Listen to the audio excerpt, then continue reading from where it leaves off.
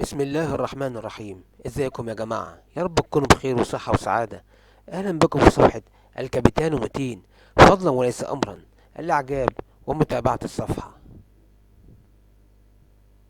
تشيلسي الانجليزي وتوتنهام، مواجهة قوية ضمن منافسات الجولة 25 من الدوري الانجليزي الممتاز، حينما يحتضنها ملعب توتنهام يوم الاحد الموافق 26 من فبراير 2023، الساعة 1:30 مساء بتوقيت القاهرة، 4:30 بتوقيت السعودية، 1:30 مساء بتوقيت جرينتش.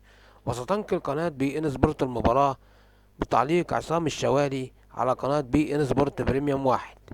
أما القنوات المجانية: أدمن اتش دي القمر الأزري، تي في فرزتش اتش دي قمر الياها سات، تي في 3 اتش دي قمر انتل سات 62 شرق.